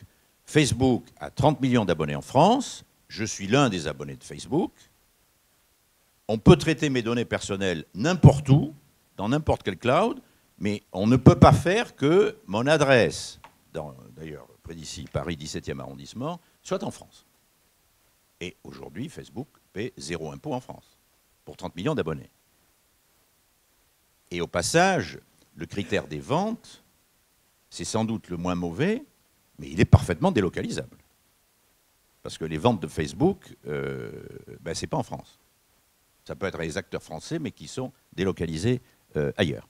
Donc, je propose de rajouter ce critère qui aurait permis, par exemple, au tribunal administratif de Paris, je crois, de ne pas condamner le Trésor français qui voulait imposer 1,3 milliard à Google et qui a été obligé, en l'état actuel de la loi française, de condamner le Trésor en disant « ben non, il n'y a pas d'établissement permanent de Google en France ». Alors, il y a une énorme activité numérique de Google en France, mais il n'y a pas d'établissement permanent. Donc, on rajouterait ce critère. Et du coup, dans la répartition de la base fiscale dans le cadre de la consolidation entre les États membres, on rajouterait un 4e critère qui serait le nombre de données personnelles collectées et ou exploitées. Et donc, je rajouterais à votre équation une fraction. Alors, est-ce qu'il faut pondérer un quart, un quart, un quart? Là, tout le problème de la pondération, je m'en remets à ce que vous avez dit, c'est effectivement extrêmement difficile. Les 50 États des États-Unis ont adopté des solutions eux-mêmes différentes. Bon, c'est à voir en fonction de l'évolution de l'économie. Moi, je suis ouvert à toute solution qui paraîtrait meilleure que la solution simple consistant à dire si on a 3 critères, on divise un tiers, un tiers, un tiers. Si on en a 4, on divise un quart, un quart, un quart. Enfin, mon 4e et dernier amendement, en quelque sorte, c'est la création d'un fonds de compensation pour rassurer les pays qui poussent les hauts cris en disant « mais c'est épouvantable, avec ce nouveau système, je vais perdre des impôts. Et donc, tout soit égal par ailleurs, mon budget va diminuer, mon déficit va augmenter. » Bon. Alors, s'il y a des pays qui perdent, ça veut dire qu'il y a des pays qui gagnent. Ou alors, si l'application de la nouvelle base fait que tout le monde perd, ben, on modifiera la base de façon, on supprimera quelques niches, en quelque sorte, on diminuera les avantages donnés à l'innovation ou à l'amortissement, de façon à ce que ça maintienne. Bon. Si tout le monde gagne, personne ne se plaindra. Si, ce qui est vraisemblable, certains gagnent et certains perdent, ma proposition est de créer tout simplement un fonds de compensation alimenté par ceux qui gagnent, au profit de ceux qui perdent, et puis sur quelques années, l'évolution des taux fera que tout le monde s'y retrouvera. À partir de là, j'ai l'impression que cette démarche, pour les entreprises, présentera d'assez nombreux avantages. Ça a été bien expliqué, si on va jusqu'au bout, et si ça s'applique à tout le monde. Alors, je vais revenir sur le fait de le risque d'avoir des trous. La simplicité, un seul guichet unique, une seule administration avec laquelle on négocie, on ne s'ennuie plus avec le problème de prix de transfert. On laisse tomber le problème de la concurrence fiscale à l'intérieur de l'Union européenne et donc on n'a pas besoin d'aller faire le tour des administrations fiscales pour voir quels avantages on pourrait négocier ici ou là. Harmonisant la base, on maintiendra la concurrence sur le taux, mais il est évident que la concurrence sur le taux aboutira à faire baisser le taux. Alors déjà, il y a un mouvement de baisse des taux assez sensible depuis quelques années. C'est très bien expliqué dans votre rapport, madame, puisqu'on est passé d'un taux moyen européen de 32% à 23% en 6 ou 7 ans. Et à plus forte raison, de la même manière que l'euro, la mise en place de l'euro a fait apparaître la vraie compétitivité des États membres, les uns par rapport aux autres, la mise en place d'une même définition de bénéfice imposable fera apparaître la vraie charge fiscale et on aura tous intérêt à moins imposer nos entreprises. Alors ça va chagriner beaucoup M. Mélenchon et quelques autres, mais au total, c'est l'intérêt de nos entreprises multinationales comme ETI. Il y a un autre avantage qui n'est pas négligeable, c'est que comme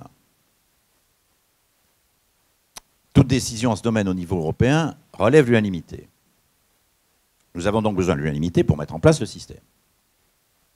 Ça ne sera pas simple. Mais une fois qu'il sera mis en place, chaque fois que nous voudrons le changer, il nous faudra à nouveau l'unanimité. C'est la difficulté que nous rencontrons quand on va améliorer notre système de TVA.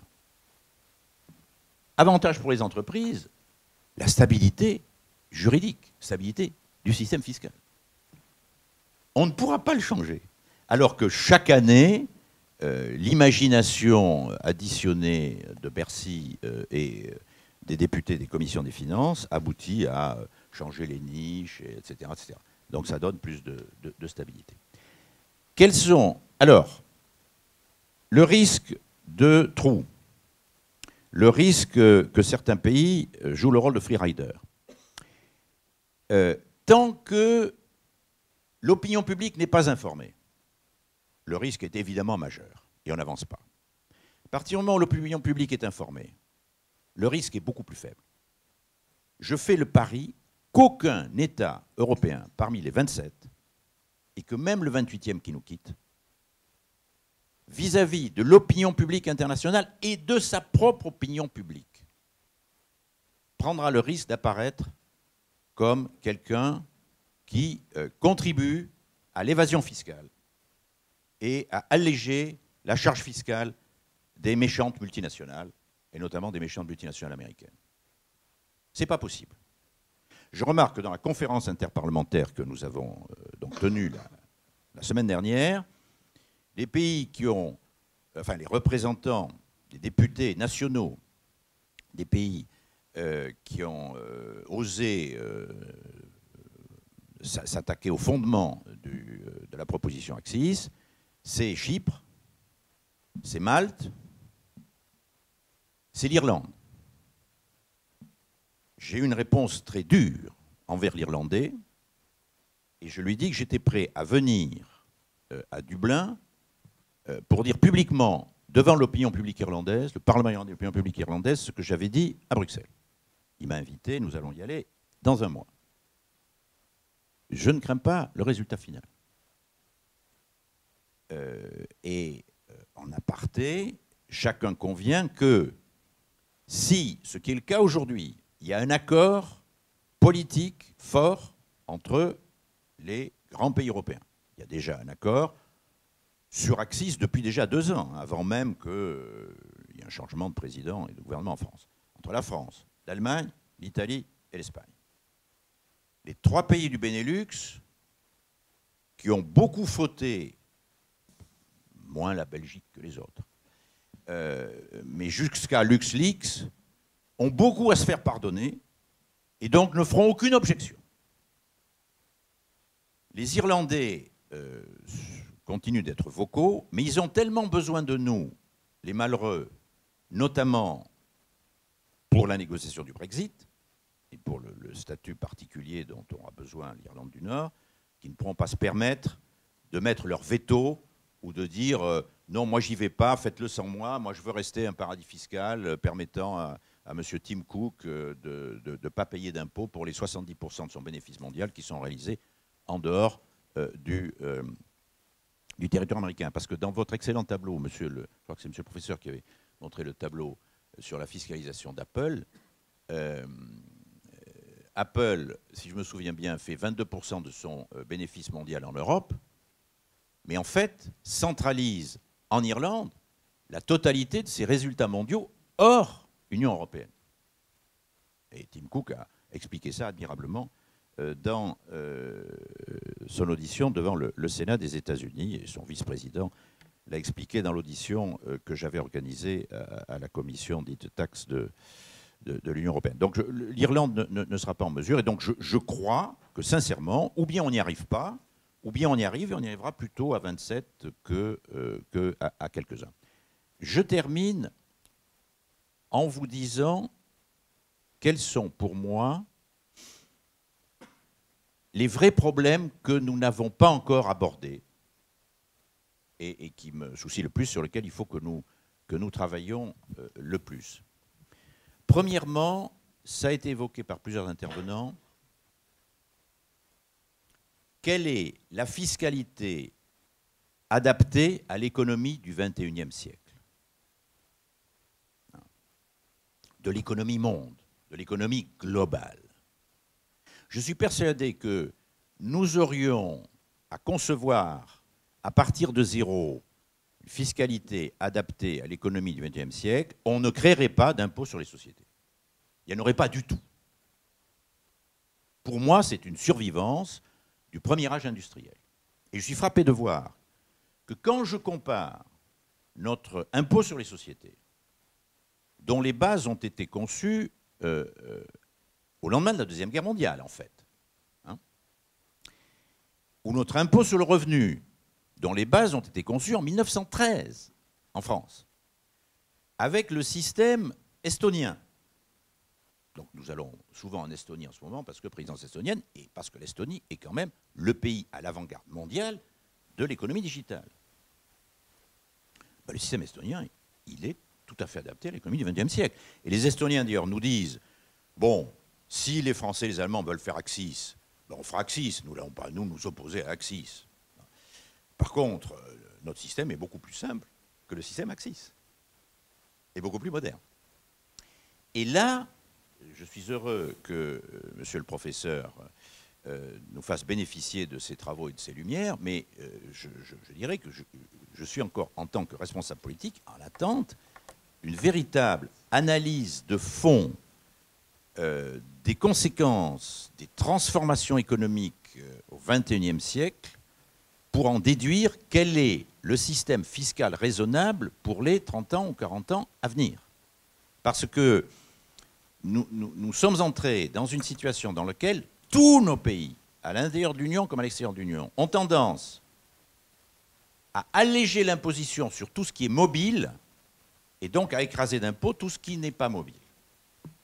Tout ce qui est nomade, les capitaux, les entreprises, les talents, ben on essaie d'alléger la charge fiscale, et les bénéfices évidemment, et tout ce qui est condamné à rester sur place, les petites et moyennes entreprises, les salariés qui n'ont pas une qualification particulière, évidemment le sol, l'immobilier, etc., eh ben, on tape dessus parce qu'ils ne peuvent pas s'échapper. C'est pas très équitable. C'était monsieur le professeur, l'un des critères du bon entre guillemets impôt que vous évoquiez tout à l'heure, qu'on a tendance à oublier. Et là, j'ai besoin d'une véritable analyse économique avant de pouvoir concevoir un régime fiscal. Deuxième source d'inquiétude, ça a été évoqué par l'un des intervenants, l'absence de lien avec la comptabilité. Si on avait été logique, nous aurions dû commencer par l'harmonisation comptable. Donc, on rend IFRS obligatoire à tout le monde, je ne sais pas. Bon. Et puis, on en aurait déduit le système fiscal avec l'application des critères comptables. Bon. On a mis les bœufs devant la charrue. Il faudra qu'on trouve le moyen de résoudre ça.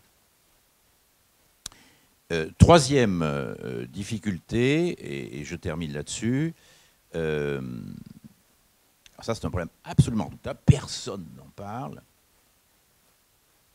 Même avec un guichet unique, ça veut dire qu'il faudra que le système soit appliqué par les 27 administrations fiscales nationales. Or, toutes ne sont pas au même niveau de compétence, et j'ajouterai en chuchotant, ni au même niveau d'honnêteté. Et ce n'est pas un petit problème. Indépendamment de ça, le jour où toutes sont au même niveau de compétence, qu'est-ce qui inciterait les fonctionnaires français à faire les vérifications nécessaires, à faire du zèle, sachant que l'administration fiscale qui va centraliser le dossier sur lequel on leur demande de faire une enquête est l'administration espagnole, slovène ou allemande. et réciproquement. Alors, le diable est toujours dans les détails, et ça, c'est pas un petit détail, et c'est pas un petit Lucifer. Voilà. Mais alors ça, c'est à nous, les politiques, de trouver des solutions. Voilà, je m'excuse, j'ai été moi-même un petit peu long. Je vais être obligé de partir très vite parce qu'il faut que je sois à Bruxelles. Mais je voulais vous remercier et vous dire que je tiendrai le plus grand compte, nous tiendrons le plus grand compte de ce qui a été dit aujourd'hui à table ronde, de la suite de vos discussions, en restant en contact étroit avec vos spécialistes. Merci.